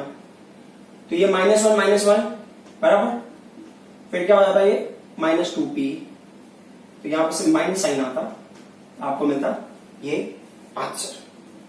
ठीक है, सो आपको समझना है कि अगर डाइपोल को हमने किसी एंगल पे रखा है तो उस टाइम पे अगर एनर्जी पूछा है तो हमें लेना है ये formula -p cos theta. But तब आप कौन सा फॉर्मूला यूज करोगे, p cos θ1 माइनस cos θ2। θ1 की वैल्यू दी होगी, θ2 की वैल्यू दी होगी। कभी कभी एग्जाम में stable to unstable, unstable to stable भी पूछ देता। ये जो दो क्वेश्चन है ये किसी और क्वेश्चन का है, मैंने इस क्वेश्चन में क्या कर दिया है, मर्ज कर दिया है to make you understand. Instead of solving different question मैंने एक ही क्वेश्चन में इसको एडजस्ट कर दिया। Okay Next topic is electrostatic property of conductor. So you can see there are 7 points. So these 7 points are given as a question. Like most of time we have to give a reason why. Like question is net electric field is 0 in the interior of a conductor. That statement will be given and then we have to write and then they will ask question why, and we have to explain that one. And some question come for 1 marks, some question come for 2 marks, some question come for 3 marks. So it depends on which question is coming. उनका जो भी criteria होगा उसके हिसाब से वो पूछते हैं. एक और चीज आपको जानना जरूरी है कि यहाँ पे इन टॉपिक्स को करने के लिए आपको चैप्टर 1 की रिक्वायरमेंट है. गॉस थ्योरम आपको अच्छे से पता होना चाहिए. गॉस थ्योरम पता होगा तो आप मोस्ट ऑफ आंसर्स को इजीली आंसर कर सकते हो, मोस्ट ऑफ क्वेश्चंस को. सो हम पहला पॉइंट है electric field is 0 in the interior of conductor. तो ये कंडक्टर है, इसके अंदर इलेक्ट्रिक फील्ड 0 होगा अगर हमने इसको इलेक्ट्रोस्टैटिक फील्ड में रखा हुआ है. इसके ऊपर चार्ज अगर डिपॉजिट होगा, जो भी क्राइटेरिया, तो हम इलेक्ट्रिक फील्ड में ही रख रहे हैं इसको. तो मान लो कि अगर ये हमने कंसिडर किया यहाँ पे ये डायरेक्शन होगा इलेक्ट्रिक फील्ड का. सो ये यूनिफॉर्म इलेक्ट्रिक फील्ड लाइन्स के अंदर हमने रख दिया इसको. ठीक है. सो ये इलेक्ट्रिक फील्ड लाइन्स का डायरेक्शन आपको समझ में आ रहा होगा. ये जो इलेक्ट्रिक लाइन्स हमने ड्रॉ किया है ये है एक्सटर्नल इलेक्ट्रिक फील्ड. आप ये जो आपने इलेक्ट्रिक फील्ड ड्रॉ किया यहाँ पे, इसको आप ले लो, ये है external electric field. Electric field external. ठीक है, जो लेफ्ट से राइट की तरफ एक्ट हो रहा है. अब ये जो कंडक्टर है, जो कंडक्टिंग बॉडी है, उसके इस सरफेस को आप ए ले लो एंड दिस सरफेस को यू टेक बी. सो जो हमने पहले डिस्कस करा हुआ है उसके साथ. अच्छा, एक और चीज, इसमें हमने ना फील्ड लाइंस को अंदर की ओर ड्रॉ नहीं किया है, उसके लिए मैंने ये डायग्राम दिया हुआ है. ये हमने चैप्टर 1 में डिस्कस किया हुआ था कि ये 4 लाइंस है, इसमें से कौन सा लाइन आपको करेक्ट इलेक्ट्रिक फील्ड लाइंस को रिप्रेजेंट कर रहा है. This is the diagram. There are 4 electric lines of force. Which electric lines of force is correct and why. तो इसमें से ना बी भी करेक्ट नहीं है, सी भी करेक्ट नहीं है. क्यों? क्योंकि वो इससे मैं लिंक कर रहा हूं, क्योंकि इलेक्ट्रिक फील्ड लाइंस कभी भी आप कंडक्टर के अंदर ड्रॉ नहीं करते हो. ठीक है. तो ये दोनों पॉइंट तो स्ट्रेट फॉरवर्ड गलत हो गए. और यहां पे क्या होगा, ये नहीं होगा. क्यों? क्योंकि ये परपेंडिकुलर नहीं है सरफेस को. इलेक्ट्रिक फील्ड लाइंस हमेशा सरफेस को परपेंडिकुलर होना चाहिए. ये सेकंड क्वेश्चन का क्लैरिफिकेशन है. क्यों परपेंडिकुलर होना चाहिए वो. Right now I wanted to explain कि कंडक्टर के अंदर आप इलेक्ट्रिक फील्ड लाइंस को ड्रॉ नहीं करते हो. डजंट मीन कि एक्सटर्नल इलेक्ट्रिक फील्ड का इंपैक्ट इंटरनल और इनसाइड नहीं होगा, but you will not show electric field lines के थ्रू. ठीक है. तो इसके अंदर इलेक्ट्रिक फील्ड्स का इंपैक्ट होगा. सो ई एक्सटर्नल का जो इंपैक्ट होगा inside, that will be there. Impact इसका आपको इनसाइड मिलेगा, बट फील्ड लाइंस आप ड्रॉ करके नहीं दिखाओगे इलेक्ट्रिक लाइंस ऑफ फोर्स से. अब दूसरा क्या क्राइटेरिया होता है कि आप 2 तरीके से समझ सकते हो कि अगर कंडक्टर के अंदर इलेक्ट्रॉन होगा तो इलेक्ट्रॉन क्या करेगा, start moving in the opposite direction. जो इसके अंदर जो इलेक्ट्रॉन्स हो गए, it will come and collect to the A terminal. तो यहाँ पे क्या होगा, नेगेटिव चार्ज की क्वांटिटी बढ़ेगी और यहाँ पे स्ट्रेंथ पॉजिटिव चार्ज का कंपेरेटिवली क्या होगा, बढ़ेगा, क्योंकि यहाँ से नेगेटिव चार्जेस शिफ्ट हो रहे हैं. या दूसरा मेथड अगर आपको देखना है तो second method will be better to understand कि अगर ये पॉजिटिवली चार्ज प्लेट है तो यहाँ पे क्या करेगा, ये इसको इंड्यूस करेगा. यहाँ पे क्या होगा, नेगेटिव चार्जेस विल इंड्यूस और पॉजिटिव चार्जेस को क्या करेगा, वो रिपेल करेगा, वो इस साइड आएंगे. सिमिलरली ये साइड में क्या है, नेगेटिवली चार्ज प्लेट है, ये इस साइड में पॉजिटिव चार्ज को इंड्यूस करेगा, अदर साइड में नेगेटिव चार्ज को इंड्यूस करेगा. तो ये अपने खुद के इलेक्ट्रिक फील्ड क्रिएट करते हैं और इस इलेक्ट्रिक फील्ड को हम बोलते हैं ई इंड्यूस्ड. ये होगा ई इंड्यूस्ड इलेक्ट्रिक फील्ड. अब रूल के हिसाब से आप देखोगे तो जो मैग्नीट्यूड होता है, जो मैग्नीट्यूड है एक्सटर्नल इलेक्ट्रिक फील्ड का और इंड्यूस इलेक्ट्रिक फील्ड का, ये तब तक इंड्यूस होता रहता है जब तक कि दोनों का मैग्नीट्यूड सेम नहीं हो जाता. This induction will take place till the time induce electric field is not equal to external electric field. जैसे वो इक्वल हो जाएगा, इंडक्शन प्रोसेस स्टॉप हो जाएगा. तो जब हम टोटल इलेक्ट्रिक फील्ड लेंगे, total electric field, so total electric field क्या होगा, ये होगा E external electric field which is going on right hand side, और induce current left side direction में इंडिकेट कर रहा है, तो इसके लिए वहां पे क्या आएगा, माइनस साइन. तो ई इंड्यूस, दो यू नो मैग्नीट्यूड दोनों का क्या होगा, सेम होगा, तो इसके लिए electric field inside will be what, 0. This is electric field inside और इंटीरियर ऑफ द कंडक्टर. एक और पॉइंट मैं ऐड करना चाहूंगा, वो ये है कि अगर मान लो कि ये ना इंसुलेटर होता, इंसुलेटर, ये एक्स्ट्रा पॉइंट है. अब जो मैं बता रहा हूं ये एक्स्ट्रा, ये क्वेश्चन से लिंक्ड नहीं है. इंसुलेटर होता और ये होता डाइलेक्ट्रिक. इंसुलेटर और डाइलेक्ट्रिक, इंसुलेटर में डाइलेक्ट्रिक. सो अब डाइलेक्ट्रिक में ना जो कांस्टेंट की वैल्यू होती है ना, डाइलेक्ट्रिक कांस्टेंट वैल्यू की हमने चैप्टर 1 में डिस्कस किया। तो अब ये जो इंड्यूस्ड करंट होता है ना, ये इंड्यूस्ड करंट को हम बोलते हैं polarized current. Sorry, induced EMF को बोलते हैं ना पोलराइज्ड ईएमएफ। तो यहां पे ई एक्सटर्नल होता, आप ऐसे ही लिखते। तो इस टाइम पे क्या फर्क होता कि ये जो ई एक्सटर्नल हो गया electric field minus polarised electric field. So अब ये वैल्यू किसके इक्वल होगा, ये जो वैल्यू होगा ये कभी भी ना जीरो नहीं होगा। जब बहुत ज्यादा आपने इंड्यूस कर दिया तब जीरो हो सकता है, बट जनरली कंडक्टर है तो उस केस में जीरो होगा, but in case of dielectric और insulated it will not be zero. तो ये क्या होता है, इसकी वैल्यू डिक्रीज होती है, तो एक्सटर्नल फील्ड है उसको आप के से डिवाइड कर दो, उसके इक्वल हो जाएगा। तो this value is not zero, this will decrease the strength of electric field but will not make the electric field zero.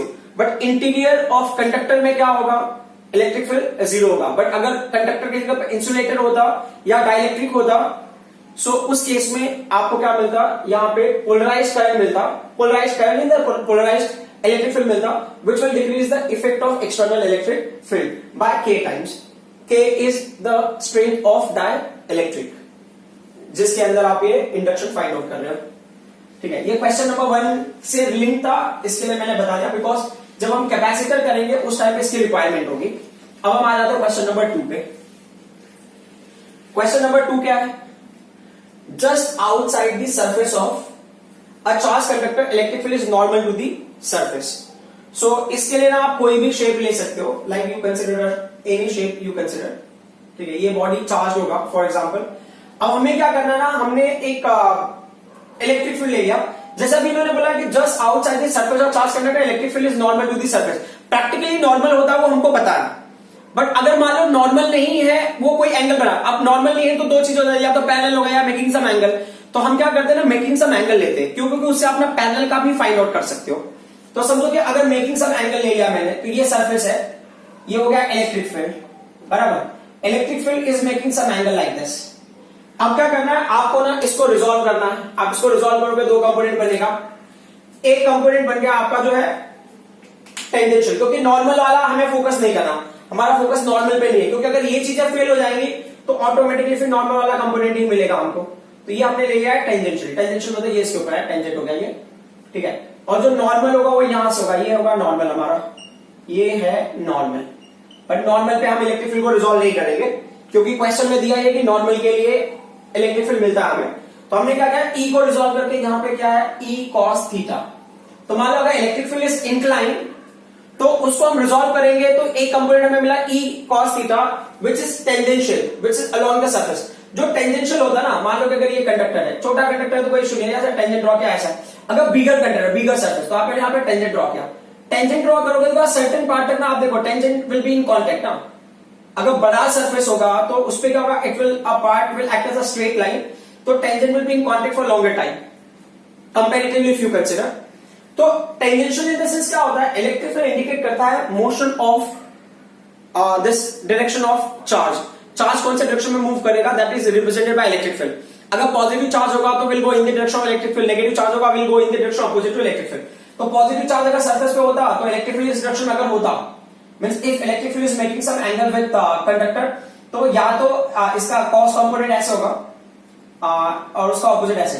तो अगर मैं ना इलेक्ट्रिक फील्ड इस डायरेक्शन में एक्ट हो रहा है, तो उसका जो कॉस कंपोनेंट टेंजेंशियल लिया है मैंने यहाँ पे, ये जो टेंजेंशियल कंपोनेंट है ई कॉस थीटा, एंड उसका ऑपोजिट ये होगा। तो चार्ज जो होगा either will go in this direction, अगर पॉजिटिव होगा, नेगेटिव होगा तो will go in this direction. Incline का हम अभी ले लिए, इंक्लाइन का तो है, तो इंक्लाइन में से आपको कंपोनेंट मिल रहा है, तो जो उसका कंपोनेंट है ई कॉस थीटा। मैं ई कॉस थीटा पे क्यों फोकस कर रहा हूं, आप स्लोली स्लोली समझ जाओगे। तो अगर यहाँ पे टेंजेंशियल होता तो चार्ज जो होगा इलेक्ट्रिक फील्ड के डायरेक्शन में उसके ऑपोजिट में मूव करेगा, पॉजिटिव है तो इन दी डायरेक्शन, नेगेटिव है तो ऑपोजिट। सो अब जब डायरेक्शन इस डायरेक्शन में मूव कर रहा है, तो charge is moving along the surface of conductor, tangentially move कर रहा है। एंड एवरी पॉइंट पे जब चार्ज मूव होकर यहां पे आ जाएगा, तो यहां पे भी टेंजेंशियल होगा। तो every time you will find out कि charge is moving at the surface. अगर जब चार्ज ना सरफेस में मूव करेगा, if E cos theta exist, तो क्या होगा, charge will move at the surface of conductor तो अगर वो कंडक्टर के सरफेस पे मूव करेगा तो क्या मिलेगा आपको? सरफेस करंट मिलेगा, सरफेस करंट। ठीक है, इसका मतलब कोई बॉडी चार्ज है, उसके सरफेस पे अगर टेंजेंशियल कंपोनेंट होगा तो सरफेस करंट फॉर्म होगा, और वो चार्ज क्या होगा? It will be used. मतलब बॉडी चार्ज है, उसके ऊपर अगर सरफेस करंट होगा तो करंट फ्लो हो रहा है, तो चार्ज इज इन यूज। तो एक बार चार्ज यूज हो गया है तो maybe body directly indirectly will get discharge. So यहां पे इसका मतलब ये हो गया। बट प्रैक्टिकली क्या होता है? सरफेस करंट पॉसिबल नहीं है। अगर किसी बॉडी पे अगर आप सरफेस करंट कंसिडर करो तो ये होता ही नहीं है। तो सरफेस करंट इसके हिसाब से अगर ई कॉस थीटा पे लिया तो चार्ज ना सरफेस पे मूव करने लगेगा। क्यों मूव करने लगेगा? क्योंकि टेंजेंशियल कंपोनेंट है, तो टेंजेंट की डायरेक्शन में या ऑपोजिट टू दैट, जो भी इलेक्ट्रिक फील्ड डायरेक्शन उसके डायरेक्शन में या opposite to that charge move करेगा, which will give you current. अब ये electric field at the surface पे एक्ट हो रहा है, तो ये जो चार्ज भी मूव करेगा एट द सरफेस, तो एट द सरफेस पे क्या होगा? आपको करंट मिलेगा। That current is called the surface current and it is not possible. Surface current possible नहीं है। तो ये एक्चुअली ना वो ज्योमेट्री वगैरह के हिसाब से अलजेब्रा में होता है ना कि अगर ये आपको प्रूफ करना है तो पहले आप लेते हो कि अगर मान लो ये कंडीशन नहीं है, पहले वैसे आप रिवर्स डायरेक्शन में जाते हो, या पहले इमेजिन कर लो कि ये कंडीशन नहीं है तो क्या होगा। तो वैसे ही हमने क्या किया, पहले इन्होंने बताया नॉर्मल। तो अगर ये टेंजेंशियल है, ये पॉसिबल नहीं है, और अगर इलेक्ट्रिक फील्ड एक सर्टेन डायरेक्शन में इंक्लाइन होगा तो वो भी पॉसिबल नहीं होगा, क्योंकि ये टेंजेंशियल कंपोनेंट देगा। टेंजेंशियल कंपोनेंट देगा तो आपको अगेन सरफेस करंट मिलेगा। सरफेस करंट पॉसिबल ही नहीं है, तो ये कंडीशन भी पॉसिबल है, ई कॉस थीटा भी पॉसिबल नहीं है। तो अभी जो लास्ट कंडीशन बचा वो क्या है? नॉर्मल है। तो इसलिए आप क्या बोल सकते हो कि therefore just outside the surface of charge conductor electric field is normal to the surface. ठीक है, हाँ, इसके लिए बहुत ज्यादा क्वेश्चन में वेरिएशन नहीं है। क्वेश्चन जो पूछा बस आपको इतने ही पॉइंट्स बताने हैं कि ई कॉस थीटा जो कंपोनेंट है अगर वो पॉसिबल होगा टेंजेंशियल तो सरफेस करंट होगा, which is practically not possible. तो ई कॉस थीटा होगा ही नहीं, ई की पॉसिबिलिटी है ही नहीं, because of E we are getting E cos theta. तो अब जो लास्ट पॉसिबिलिटी है वो क्या है? Perpendicular component. So perpendicular component में क्या होगा? चार्जेस इस बॉडी पे क्या रहेंगे? स्टेशनरी रहेंगे, वो कहीं पे मूव करके नहीं जाएंगे। अब हम आ जाते हैं थर्ड पॉइंट पे।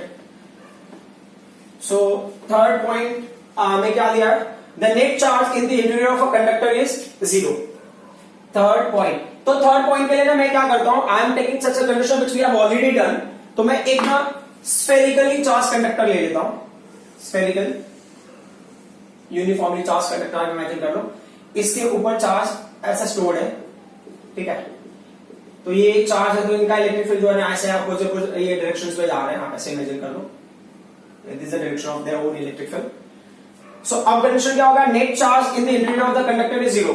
ये दो क्वेश्चन है इसमें, एक है net charge in the interior of conductor is 0, second क्या बोल रहा है? Any excess charge resides at its surface. मतलब एक्सेस चार्ज होगा तो वो सरफेस पे ही रहेगा, अंदर नहीं होगा। और सेकंड क्या बोल रहा है? Inside charge will be 0। तो हमें क्या करना है? सबसे पहले हमें ना गॉस थ्योरम वाला कंडीशन यूज करना है। तो गॉस थ्योरम का क्या रूल है? पहले आपको गॉसियन सरफेस लेना। ये इंटीरियर में बोल रहे हैं ना, तो हमने क्या किया? एक इनसाइड गॉसियन सरफेस ड्रॉ कर लिया। ठीक है, ये हो गया गॉसियन सरफेस। मे बी ये थोड़ा सिमेट्रिकल और प्रॉपर नहीं दिख रहा होगा, लेकिन आपको प्रॉपरली ड्रॉ करना है। तो हमने क्या किया? गॉसियन सरफेस ड्रॉ कर दिया, ये गॉसियन सरफेस। और क्राइटेरिया क्या है? ये होता है फ्लक्स का फॉर्मूला होता है, इलेक्ट्रिक फ्लक्स का फॉर्मूला। इसके दो फॉर्मूले हो गए, एक होगा electric field vector dot area vector is equal to Q upon epsilon naught. अब कंडीशन ये है कि जो इलेक्ट्रिक फील्ड होता है यूनिफॉर्मली चार्ज बॉडी के अंदर, या जो बॉडी चार्ज है कंडक्टर के अंदर, इलेक्ट्रिक फील्ड क्या होगा? 0 का। अभी हमने थोड़ी देर पहले फर्स्ट वाले पॉइंट में बताया था कि electric field inside the conductor will be 0, तो इलेक्ट्रिक फील्ड 0 है। तो अब अगर यहां पे इलेक्ट्रिक फील्ड की वैल्यू ही 0 है तो क्यू अपॉन एप्सिलॉन नॉट, तो क्यू का वैल्यू भी क्या हो जाएगा? 0 हो जाएगा। तो अब इस कॉन्सेप्ट के हिसाब से ये पहले का आंसर होगा, net charge in the interior of the conductor is 0। Second point क्या है? Any excess charge resides at the surface. मतलब आप इस पे कोई भी चार्ज अगर पुट करते हो तो वो चार्ज तो सरफेस पे ही रहेगा, तो भी क्या होगा? क्यू का वैल्यू 0 रहेगा इनसाइड। तो आप पहले पार्ट का आंसर दो या सेकंड पार्ट का आंसर दो, आपको लिखना इतना ही है, और फिर डायरेक्ट आप स्टेटमेंट लिख दो। ठीक है, अब हम आ जाते हैं फोर्थ क्वेश्चन पे। Fourth question is potential is constant with in and on the surface of conductor. तो मैं क्या करता हूं, मैं ना यही वाला पॉइंट ले लेता हूं। ठीक है, मैं ये सेम डायग्राम ही यूज कर लेता हूं। और ये जो क्वेश्चन है फोर्थ वाला, ये हमने पहले भी किया हुआ है, बट फिर भी एक बार डिस्कस कर लेते हैं इस कॉन्सेप्ट में। ये फोर्थ क्वेश्चन में क्या होगा? Potential is constant with in and on the surface of conductor. तो ये कंडक्टर के सरफेस पे जो वैल्यू है ये कैपिटल आर है, ये सेंटर पे वैल्यू स्मॉल आर हो गया, जो r हो गया, हम स्मॉल r ले रहे हैं। स्मॉल r क्या है? Small r is the distance from centre to the surface of conductor. ठीक है, सो हमने क्या कंसिडर किया, आपको पता है इलेक्ट्रिक फील्ड का formula E is equal to minus D V by D R. ठीक है, ये फर्स्ट चैप्टर में। तो हमने क्या लिया है, सिंस यहां पे इलेक्ट्रिक फील्ड इनसाइड क्या है, since electric field is zero, क्यों? इंटीरियर ऑफ द कंडक्टर, है ना, पहला point. So electric field inside zero हो गया, ये क्या होगा, minus D V by D R. Fine, तो यहां पे क्या होगा, डीवी बाई डी आर का वैल्यू क्या होगा, ये जीरो हो गया। एक और पॉइंट मुझे आपको समझाना है कि अगर मान लो यहां पे क्या होगा ना, ये d बाई डी एक्स है, ये मैं डेरिवेटिव ले रहा हूं, यहां पे क्या x रेज टू n है, तो इसका डेरिवेटिव क्या होगा, n into X raise to n minus one. But अगर ये d बाई डी एक्स है और यहां पे y रेज टू n है, तो ये क्या है ना, ये x से लिंक नहीं है, मतलब it's not the function of y is not the function of x। ठीक है, तो क्या होगा कि ये जो y रेज टू n होगा, तो ये वैल्यू जीरो हो जाएगा क्योंकि ये कांस्टेंट है। ठीक है, सो y is not the function of x, तो इसके लिए जीरो हो जाएगा, मतलब ये चेंज होने से y पे कोई फर्क नहीं। तो y n को हम क्या इमेजिन करेंगे, कांस्टेंट इमेजिन करेंगे। तो किसी भी कांस्टेंट का अगर आप डेरिवेटिव लेते हो तो वो जीरो हो जाता है। अब यहाँ पे देखो, मैंने v का डेरिवेटिव लिया है विद रिस्पेक्ट टू r, तो वो जीरो हो गया। इसका मतलब क्या हो गया, v क्या होगा, कांस्टेंट होगा। अब वेरी क्या कर रहे हो, आप वेरी कर रहे हो distance from the centre to the surface of conductor, तो यहाँ पे यही हो गया ना। तो v का वैल्यू कहां से कहां कांस्टेंट होगा, v का वैल्यू भी constant with in and on the surface of conductor. तो सेंटर से लेकर सरफेस तक इसकी वैल्यू क्या रहेगी, कांस्टेंट रहेगी। ओके, अभी आ जाते हैं हम लोग फिफ्थ क्वेश्चन पे। फिफ्थ क्वेश्चन क्या है, electric field at the surface of conductor. चलो ठीक है, मैं ना सेम डायग्राम भी ले सकता हूं या आप इरेगुलर शेप भी ले सकते हो, ये चॉइस आपकी अपनी है।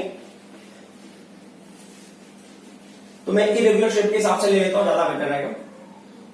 सो हम कर रहे हैं क्वेश्चन नंबर फिफ्थ। तो फिफ्थ वाले पॉइंट में क्या है, electric field at the surface of charge conductor.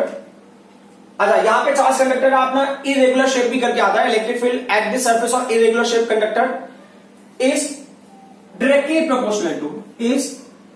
proportional to surface charge density। Surface charge density, वो टर्म आप नोट कर लेना, मैंने शॉर्ट टर्म में लिखा हुआ है।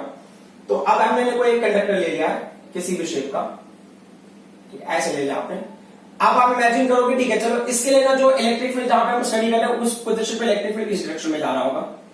ठीक है, तो हमने क्या किया, यहाँ पे एक ये ले लिया, स्मॉल एरिया एलिमेंट ले लिया। इस स्मॉल एरिया एलिमेंट से ना ये क्या है, एट द सरफेस लेना है, तो मतलब सरफेस के हिसाब से, तो अभी सरफेस के हिसाब से मुझे प्रॉपर्ली स्टडी करने का मैंने यहाँ पे ऐसे कंसिडर किया। चलो ठीक है, ये इतने दूर तक देखते हैं कि इलेक्ट्रिक फील्ड का डायरेक्शन क्या है। वैसे आप इन साइड में भी सिलेंडर ले सकते हो, that is up to you, अगर नहीं भी लोगे तो भी चलेगा। यहाँ पे इलेक्ट्रिक फील्ड का वैल्यू क्या होगा, जीरो होगा। तो अगर इलेक्ट्रिक फील्ड जा रहा है तो इस तरह से ट्रेवल करेगा।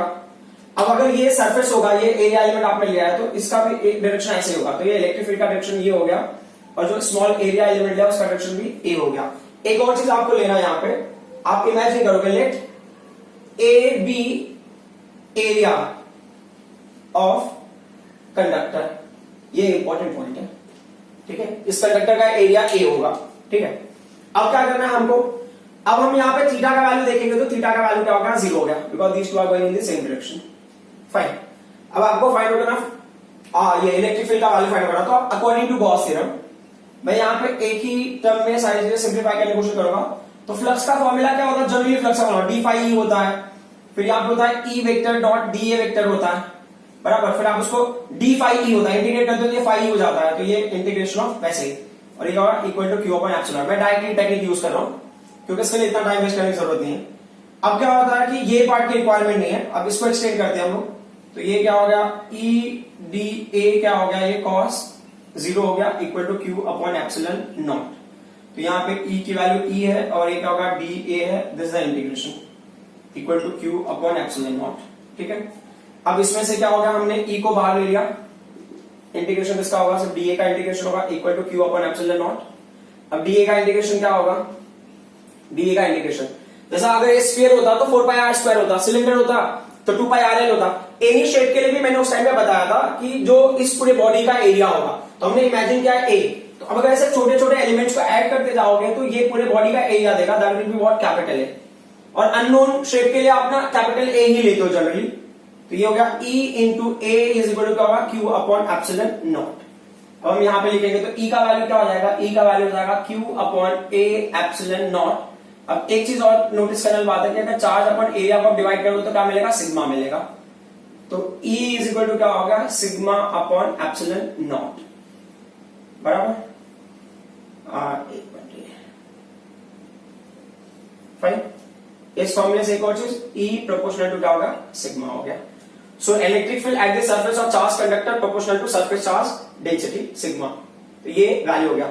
एक और बात आपको नोटिस में ये करनी है कि अगर आप ना कभी भी कंसिडर करो, कोई भी कंडक्टर ले लो, सिलेंड्रिकल ले लो या आप ना स्फेरिकल ले लो या आप एनी शेप ले लो, जो सरफेस इलेक्ट्रिक फील्ड होगा सरफेस के ऊपर सिग्मा के टर्म में, वो ऑलवेज होगा sigma upon epsilon naught. You can check in first chapter electric field due to uniformly charge spherical conductor, उसके सरफेस पे भी इलेक्ट्रिक फील्ड का वैल्यू कितना आएगा, सिग्मा अपॉन एप्सिलॉन। सिर्फ एक प्लेन शीट है जिसमें चेंज होता है, प्लेन शीट में क्या होता है, ये सिग्मा अपॉन 2 एप्सिलॉन होता है, क्योंकि प्लेन शीट में आपको दोनों डायरेक्शन में इलेक्ट्रिक फील्ड मिलता है, इसलिए वो डिवाइड हो जाता है, मतलब टोटल इलेक्ट्रिक फील्ड हमको एक साइड में नहीं मिलता, तो half portion will go this side, half portion will go this side. जब आप कहीं पर स्टडी कर रहे हो तो आप हाफ इलेक्ट्रिक फील्ड को स्टडी कर रहे हो, that's why you get sigma upon 2 epsilon not. But other cases में क्या होगा, eight the surface of conductor electric field is always sigma upon epsilon not.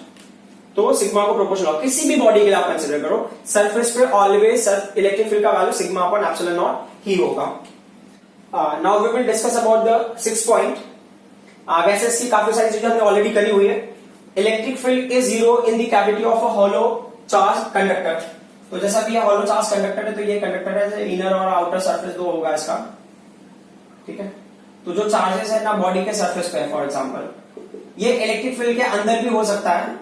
मान लो ये चार्जेस आपने नहीं बताया, एक प्लेट बना के आपने इलेक्ट्रिक फील्ड बनाओगे, या तो आप इलेक्ट्रिक फील्ड बनाओ या तो चार्जेस बनाओ सरफेस पे। तो जैसा अभी हमने पहले अब तक डिस्कस करा हुआ है, अब तक ये कॉन्सेप्ट के हिसाब से क्या है कि इलेक्ट्रिक फील्ड क्या है, जीरो है, एंड पोटेंशियल क्या होगा, कांस्टेंट होगा। तो अब मेरा टास्क ना ये एक्सप्लेन करने के लिए तो जरूरी नहीं आता ये क्वेश्चन, ये क्वेश्चन को मैं अलग फॉर्मेट में बताना चाहता हूं, इसका कुछ डिटेल है। तो electric field is zero in the cavity of a hollow charge conductor, तो ये क्वेश्चन एक्चुअल में एग्जाम में किस तरह से आता है वो इंपॉर्टेंट है। तो आपको ये बताना है कि अगर कैविटी के अंदर जीरो है, सरफेस पे चार्ज बना रहेगा, तो ये जो पैटर्न होता है ना, मतलब मान लो ये इलेक्ट्रिक फील्ड की वजह से चार्ज स्टोर हुआ होता है, किसी रीजन से भी चार्ज स्टोर हुआ होता, तो उस पैटर्न को हम बोलते हैं ना शील्ड, ठीक है, या तो हम उसको बोलते हैं शील्डिंग और शील्डिंग इफेक्ट, शील्डिंग और शील्डिंग इफेक्ट, ठीक है। अब शील्डिंग इफेक्ट में क्या होता है कि कोई भी अगर ना कंडक्टर है, या आपने हॉलो कंडक्टर है, तो जब भी कोई लाइटनिंग वगैरह हुई, ठीक है, due to rain and all, तो क्या होगा, यहाँ पे सरफेस पे चार्ज स्टोर हो जाएगा, पॉजिटिव चार्ज या जो भी चार्ज होगा, पॉजिटिव चार्ज हमने इमेजिन किया, पॉजिटिव चार्ज स्टोर हो गया, तो इनसाइड इलेक्ट्रिक फील्ड क्या है, जीरो हो जाएगा इस कॉन्सेप्ट के हिसाब से। सो अब इलेक्ट्रिक फील्ड इनसाइड जीरो हो गया, इस प्रोसेस को हम बोलते हैं shielding effect. For example lightning हुआ तो where are we supposed to be, inside the car और आउटसाइड द कार। तो अब अगर आउटसाइड द कार होगा तो जो लाइटनिंग की वजह से जो चार्ज आपके बॉडी से पास होगा and will harm you, but अगर आप कार के अंदर हो तो charges will remain at the surface of car. क्यों? क्योंकि ये शील्डिंग क्रिएट करता है, और that device will get shielded, shielding effect होगा and device will get shielded, वैसा आप कंसिडर कर लो। तो इसको बोलते हैं शील्डिंग इफेक्ट। जैसे ना अगर आपको पता होगा तो सिटीज एंड ऑल में या most of places you will find out, buildings जो होते हैं ना उनके ऊपर कॉपर वायरिंग की होती है, उसके अराउंड जो बिल्डिंग्स होती है, तो बिल्डिंग के टेरेस से लेकर ऐसे कॉपर से उनकी ना ये कवरिंग की होती है, वो आपको दिखाई नहीं देगा, बट दैट इज डन। सो क्यों क्या होता है कि जब लाइटनिंग होगा तो इससे ना चार्जेस है ना ये वायर के थ्रू ग्राउंड में चले जाएंगे, because it is providing a shielding effect. आपको पता होगा कंप्यूटर अगर आप कंसिडर कर लो ना, कंप्यूटर के अंदर जो भी है सीपीयू के अंदर आप देखोगे मदरबोर्ड एंड ऑल ना वो हॉलो टाइप में होता है, बीच में काफी गैप होते हैं, मेटालिक बॉडी से कवर्ड होता है, just to create a shielding effect कि कभी चार्ज अगर जनरेट होगा तो it will not harm the delicate components, ठीक है। तो शील्डिंग इफेक्ट में क्या होगा, कभी भी चार्ज अगर डिपॉजिट होगा तो will remain at the surface, but inside and in the cavity it will be, there will be no electric field and the object inside will be safe. अब जो लास्ट वाला पॉइंट है वो क्या है, surface charge different at different point. ये जो 6 और 7 पॉइंट है वाई में नहीं आएगा, इनका ना कॉन्सेप्ट है, मतलब इस कॉन्सेप्ट को हम कैसे और कहां यूज करते हैं। तो ये ना 7 वाला पॉइंट है, नाम तो बहुत डेंजर है इसका, कोरोना डिस्चार्ज, कोरोना डिस्चार्ज, या ये क्या होता है, discharge of charge at the sharp edge, discharge of charge at sharp point, better होगा शार्प पॉइंट। तो इसको हम समझ लेते हैं। सो कंडीशन क्या होता है कि अगर आपने कोई ऑब्जेक्ट कंसिडर किया ऐसा पॉइंटेड टाइप, ठीक है, अब इसके ऊपर ना चार्जेस डेपोजिटेड है, समझो ये चार्ज डेपोजिटेड है। अब हमें क्या करना है, हमें फाइंड होना सरफेस चार्ज डेंसिटी।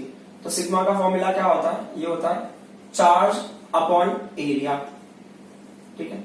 मैंने यहाँ पे पॉइंट ए ले लिया, इसको पॉइंट बी ले लिया, तो sigma for A sigma for B, कहां पे डेंसिटी ऑफ चार्ज ज्यादा होगा, तो आप देखो इतने पूरे एरिया में जो चार्ज है उसका नंबर और इतने एरिया में जो चार्ज है उसका नंबर डिफरेंट है।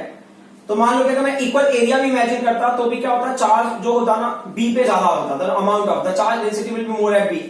दो रीजन होता है, एक तो इसका एरिया भी लेस है और चार्ज भी ज्यादा है, और यहाँ पे क्या होगा, एरिया भी मोर है और चार्ज भी लेस है। तो दोनों जो कंडीशन से इस तरह से फेवर कर रहा है बी को कि यहाँ पे डेंसिटी ज्यादा होगा, तो density is more at B, ठीक है। तो ये जो पॉइंट है सरफेस चार्ज डिफरेंट है डिफरेंट पॉइंट्स, तो उसकी वजह से फर्क क्या पड़ता है, मान लो यहाँ पे डेंसिटी बहुत ज्यादा हो गया तो ये क्या करेगा ना, यहाँ पे electrification you can say ionization, इसका स्ट्रेंथ इतना ज्यादा होता है कि यहाँ पे जो एयर मॉलिक्यूल उनको क्या करेगा, इलेक्ट्रिफिकेशन आयनाइजेशन करेगा, तो ये क्या करेगा, चार्जेस को डिवाइड करेगा जो न्यूट्रल है, तो ये नेगेटिव नेगेटिव नेगेटिव नेगेटिव और पॉजिटिव पॉजिटिव विल फॉर्म।